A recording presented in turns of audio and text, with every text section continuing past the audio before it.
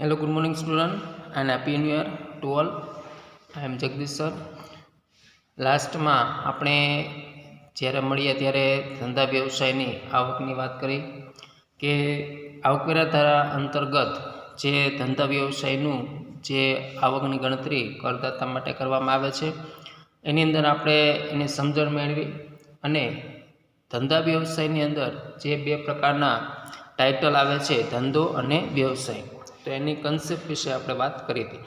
આજે આપણે એની અંદરથી ધંધો યાની કે બિઝનેસ રિલેટેડ વાત કરવાના છીએ. બિઝનેસ રિલેટેડ જે પણ વ્યક્તિ બિઝનેસ કરતો હશે તો એના એન્યુઅલ રિપોર્ટ્સની અંદર જે રિપોર્ટ્સ બનાવે એની અંદર વેપાર ખાતું, નફા નુકસાન ખાતું, પાકું સરવૈયું જે જનરલી 3 કોમન હોય છે, એમાં નફા નુકસાન ખાતું જે બિઝનેસની જે હાલની પ્રોફિટેબિલિટી કે કેટલો પ્રોફિટ કરે છે કે લોસ કરે છે એના વિશે પિક્ચર રજૂ કરતું હોય. તો જ્યારે પણ તમને દાખલો આપવામાં આવે, રકમ આપવામાં આવે, એની અંદર તમારે જોવાનું કે રકમની અંદર શું આપેલું છે. જો નફા નુકસાન ખાતું આપેલું હોય તો સમજવાનું કે આપણે ધંધાનો બિઝનેસનો દાખલો ગણવાના છીએ, અને જો જે તે વ્યક્તિ પ્રોફેશનલ પર્સન હોય, વ્યવસાયી વ્યક્તિ હોય, તો એ નફા નુકસાન ખાતું તૈયાર કરતો નથી, એ આવક જાવક ખાતું અથવા તો ઉપજ ખર્ચ ખાતું તૈયાર કરતો હોય.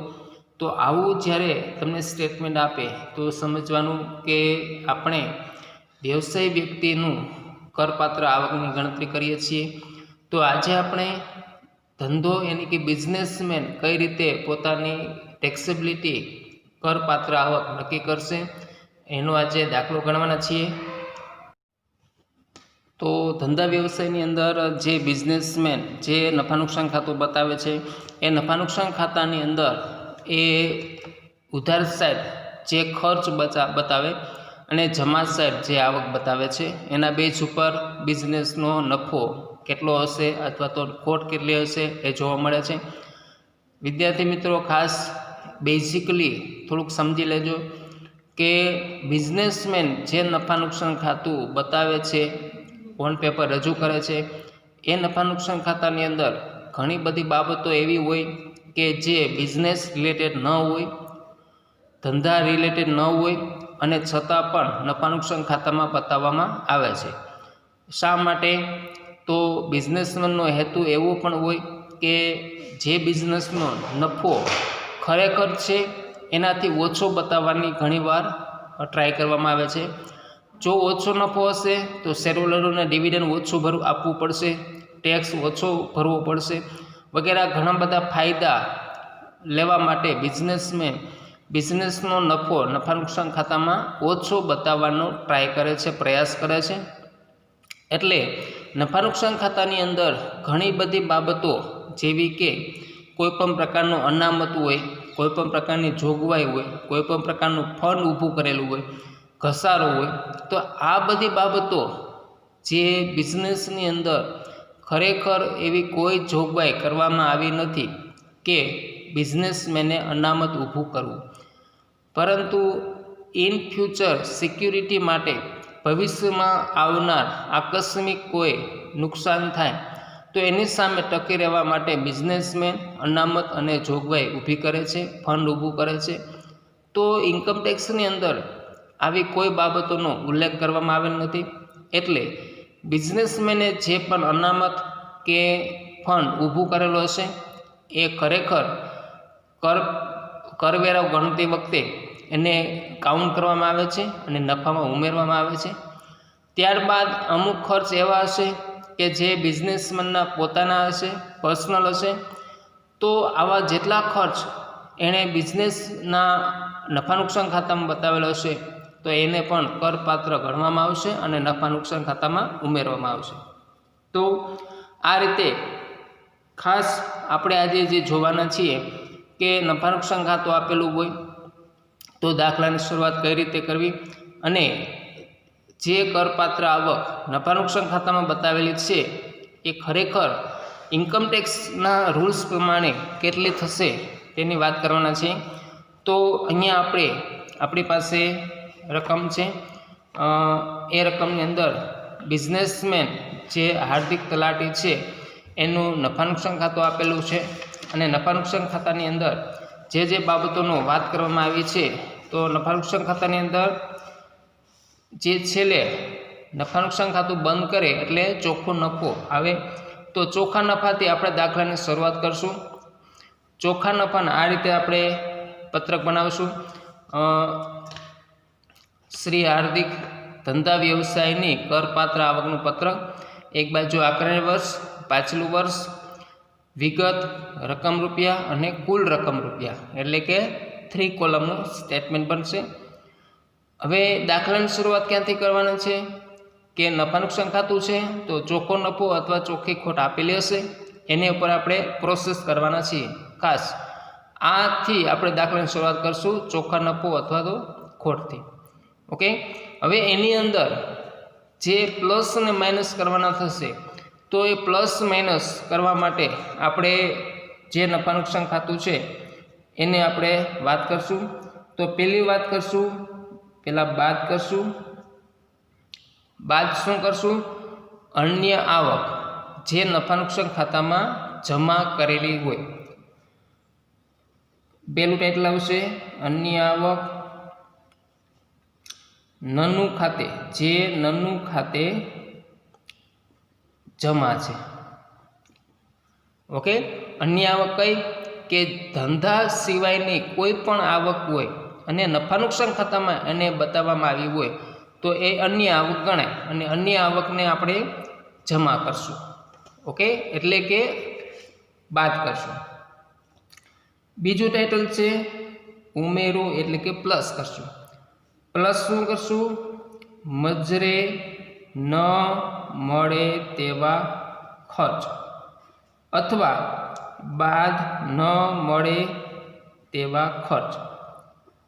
મજરે ન મળે એટલે કે બાદ ન મળે તેવા ખર્ચ, એનો મતલબ એ છે કે નફા નુકસાન ખાતામાં ઉધાર બાજુ જે ખર્ચ બતાવેલા છે એમાંથી અમુક ખર્ચ એવા છે કે જે ઇન્કમટેક્સ ડિપાર્ટમેન્ટ એને બાદ નહીં આપે અથવા તો એ ખર્ચ બિઝનેસના નથી। ખાસ યાદ રાખજો, જે ખર્ચ બિઝનેસના ન હોય અને નફા નુકસાન ખાતામાં ઉધાર કરેલા હોય તો એ બધા ખર્ચને આપણે અહીંયા પ્લસ કરશું, ઉમેરશું। ઓકે, તો બીજું ટાઇટલ બનશે મજરે ન મળે તેવા ખર્ચ।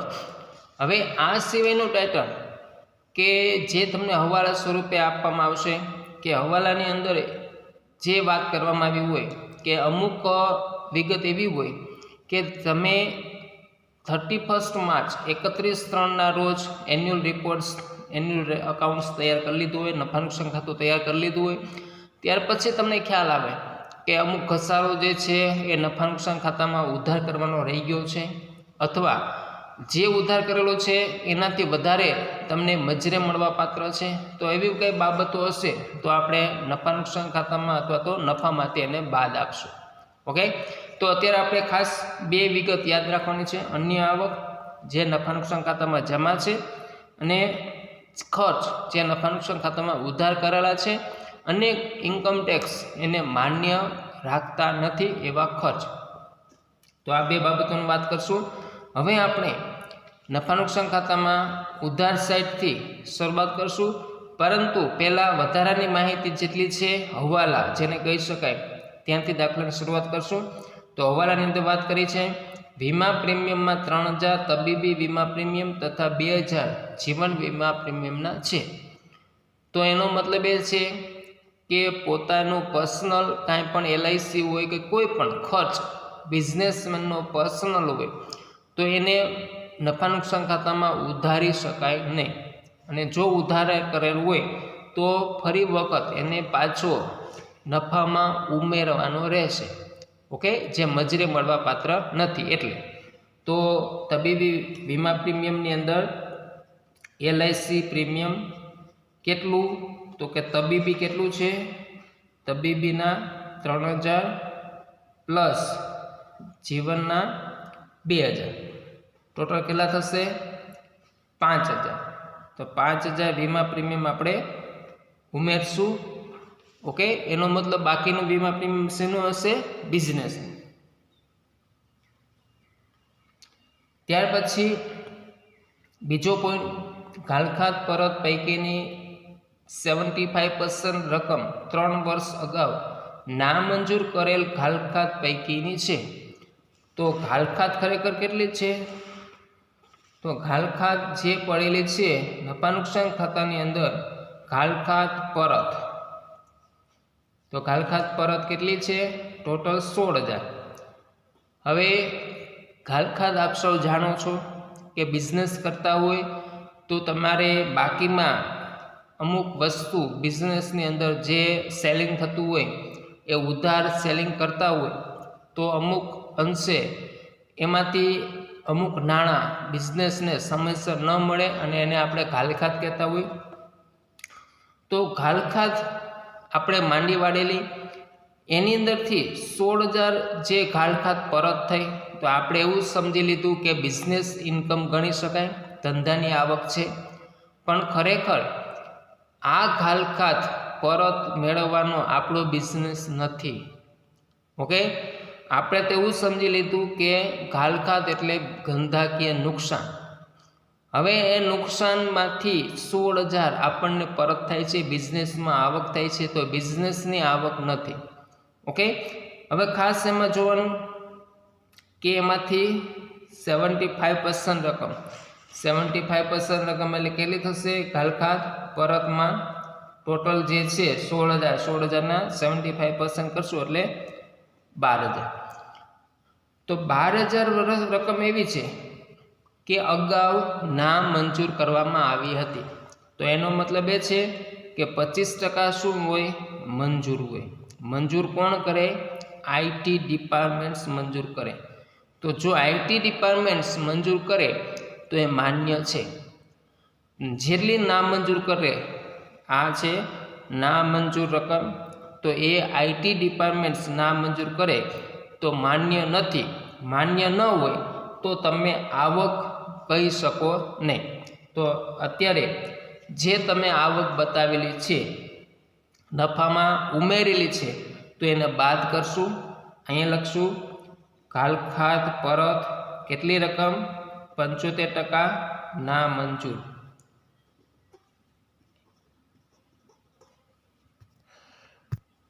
ખ્યાલ આવી ગયો?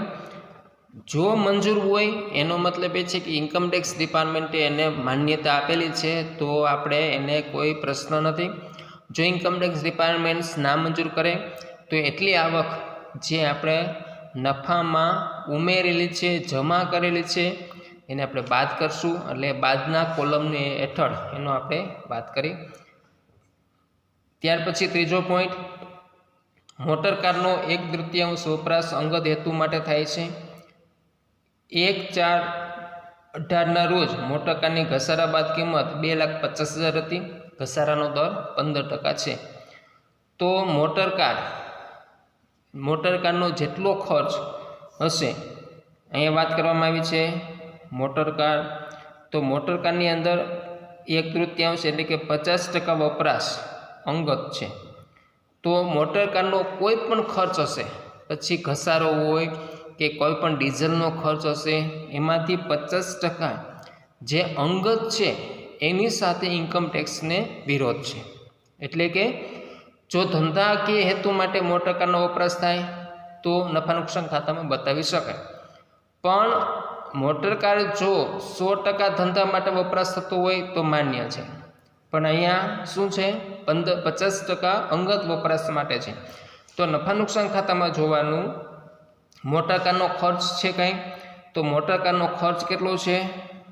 ખર્ચ આપેલો છે 1,05,000. તેનો મતલબ એ છે કે મોટરકારનો જે ખર્ચ છે એમાંથી 50% કેવો છે? ધંધાનો, અને બાકીનો 50% કેવો છે? અંગત. તો અંગત જે પણ ખર્ચ હશે, જે તમે ઉધાર કરેલો હશે, એને ફરી વખત આપણે પ્લસ કરશું. એટલે અહીંયા લખશું મોટરકાર ખર્ચ 50% અંગત જેટલો ખર્ચ છે એને આપણે ફરી વખત લઈ લેશું. 1,05,000ના 50% 52,500.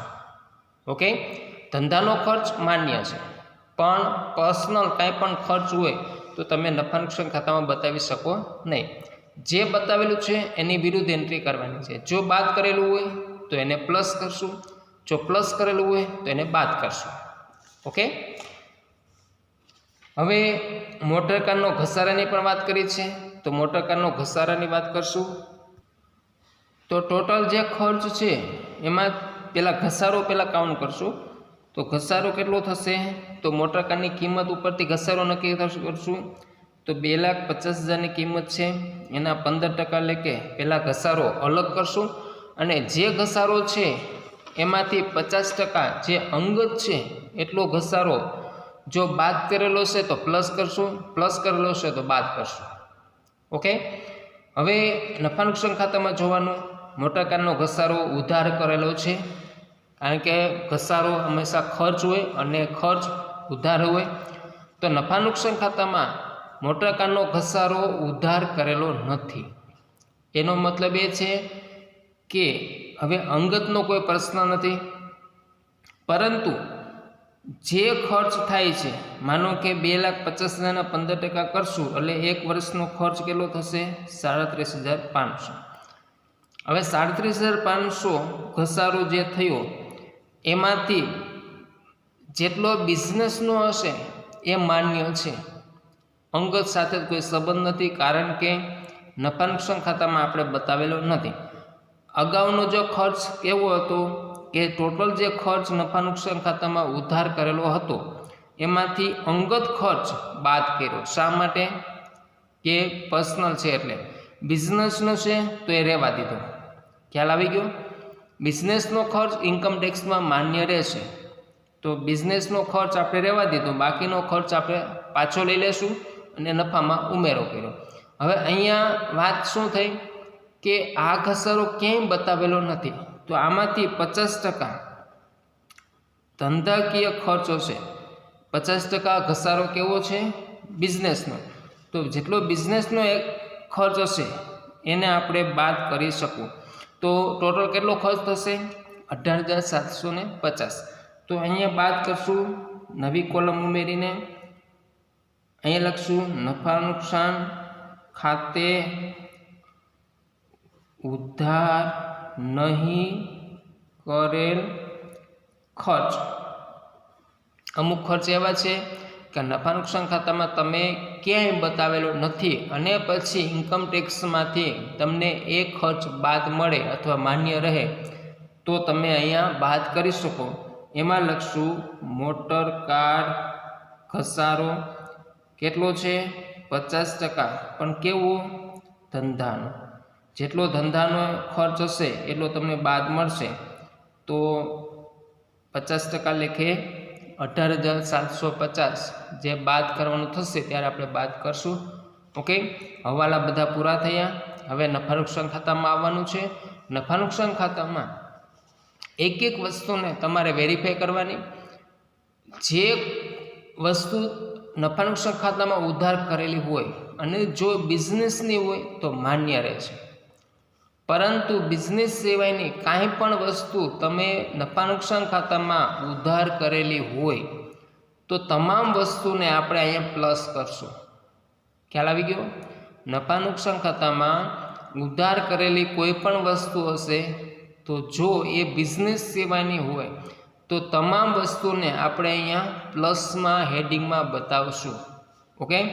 તો એક એક વસ્તુને આપણે ટ્રાય કરશું. પેલું છે સામાન્ય ખર્ચ, સ્પષ્ટતા નથી તો બિઝનેસના હશે તો માન્ય છે. ઘાલખાત બિઝનેસ કરશો તો જ ઘાલખાત પડશે તો માન્ય છે. ઘાલખાત અનામત આપણે વાત કરી કે કોઈ પણ પ્રકારનું અનામત જેની પાછળ અનામત શબ્દ હોય અથવા તો જેની પાછળ જોગવાઈ શબ્દ હોય તો એ બધું પાછું લઈ લેવાનું. શા માટે? કે ઇન્કમ ટેક્સમાં એવી કોઈ જોગવાઈ નથી કે તમારે અનામત ઊભું કરવું પડે. ઓકે.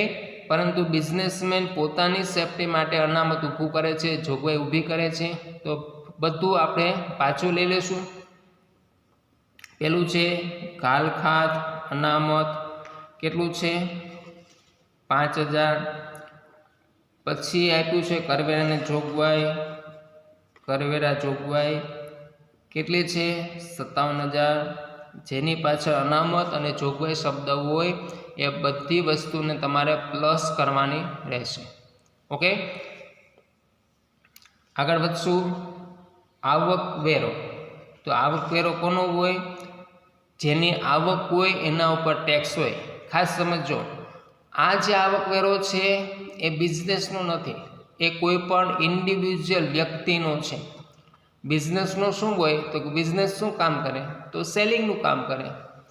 ગુડ્સ આવક જાવક થતી હોય, તો જે ગુડ્સ હોય, વસ્તુ હોય, એના પર ટેક્સ લાગતું હોય તો જીએસટી હોય. સેલિંગ કરતું હોય તો સેલ્સ ટેક્સ હોય. એ બધા ટેક્સ બિઝનેસના છે.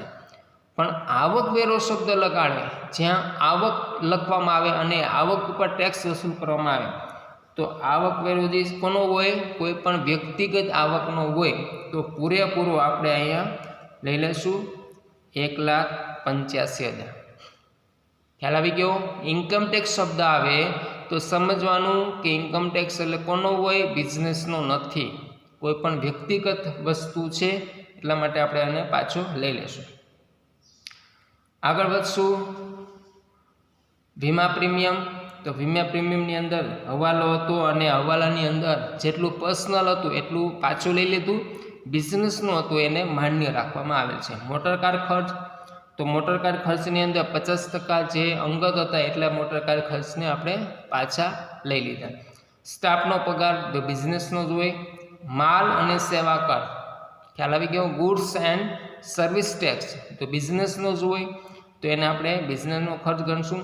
કાનૂની ખર્ચ સ્પષ્ટતા ન હોય તો કાનૂની ખર્ચ પૂરેપૂરો બિઝનેસનો હશે. ઓકે, પરંતુ જો કાનૂની ખર્ચમાં કાંઈ હવાલો કહેવામાં આવે કે અંગત છે કાંઈ, તો એટલો અંગત ખર્ચને અહીં તમારે ઉમેરવાનો રહેશે. ત્યાર પછી છે માન્ય ધર્માદાય ટ્રસ્ટને દાન.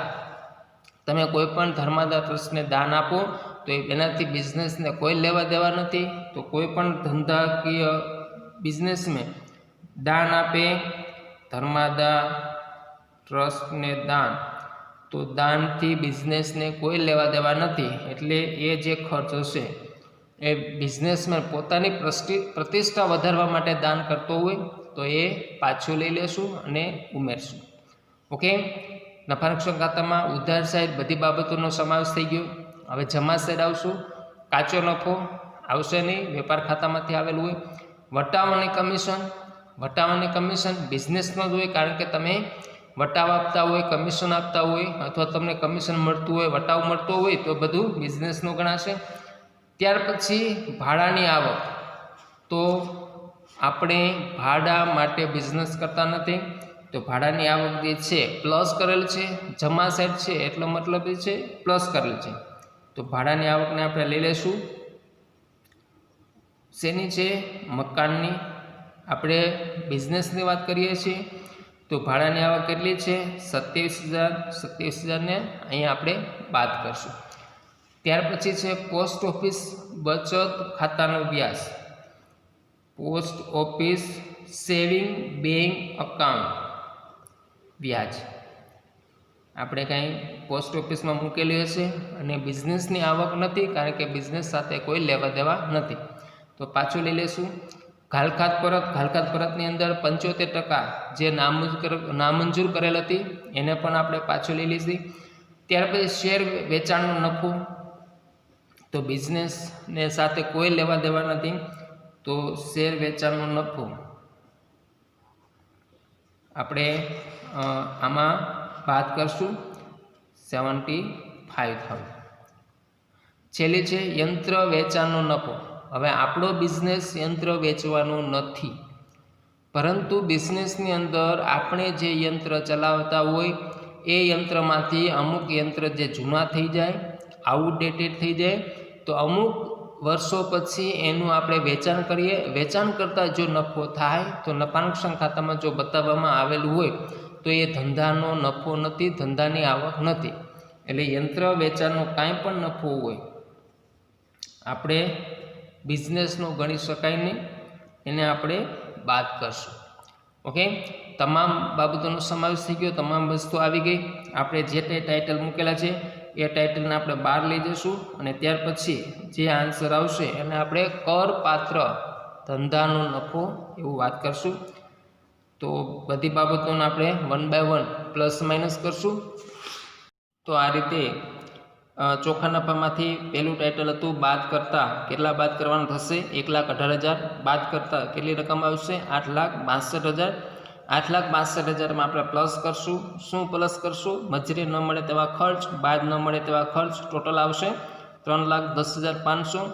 આની અંદર એટલા પ્લસ કરશું તો રકમ આવશે 11,72,500। એમાંથી એક ખર્ચ જે ઘસારો હતો એ આપણે બાદ કરવાનો રહી ગયેલું હોય તો 18,750 બાદ કરશું તો નેટ રકમ આવશે 11,53,750, જે આપણા ધંધાનો ખરેખર નફો છે। નફા નુકસાન ખાતામાં તમે જુઓ તો નફો કેટલો બતાવેલો છે 9,80,000। ખરેખર ઇન્કમ ટેક્સની અંદર કરપાત્ર નફો કેટલો છે 11,53,750। તો આ રીતે તમારે દાખલો ગણીને 1-2 નોટ આવે તો આ રીતે કેલ્ક્યુલેશન કરીને તમારે એક નાનકડું સ્ટેટમેન્ટ બનાવીને તમારે દાખલો ગણવાનો રહેશે। આ પ્રશ્નમાં કાંઈ ન ખ્યાલ આવેલું હોય તો જણાવજો, તો નેક્સ્ટ વિડીયોમાં આપણે એનું વધારે ડીપમાં અથવા ક્લેરિફિકેશન આપશું। ખાસ એટલું યાદ રાખવાનું છે, નફો કે ખોટ જે હોય ત્યાંથી દાખલાની શરૂઆત કરશું। એક વસ્તુ બાદ થશે, એક વસ્તુ પ્લસ થશે। બાદ કઈ વસ્તુ થશે? નફા નુકસાન ખાતામાં જમા કરેલું હોય એને આપણે બાદ કરશું। નફા નુકસાન ખાતામાં ઉધાર કરેલું હોય એને આપણે પ્લસ કરશું। ઓકે, અને પછી જે અમુક વસ્તુ રહી ગઈ હોય તો બાદ જો મળવાપાત્ર હોય તો બાદ આવશે, બાકી આ ટાઇટલ આવશે નહીં। જનરલી આપણે 2 જ ટાઇટલ આની અંદર કરશું, જે આવશે અને આપણે કરપાત્ર નફો એવું નામ આપશું। ઓકે, અહીંયા સુધી રાખીએ છીએ। નેક્સ્ટ વિડીયોમાં ફરી વખત દાખલા સાથે મળશું। આભાર।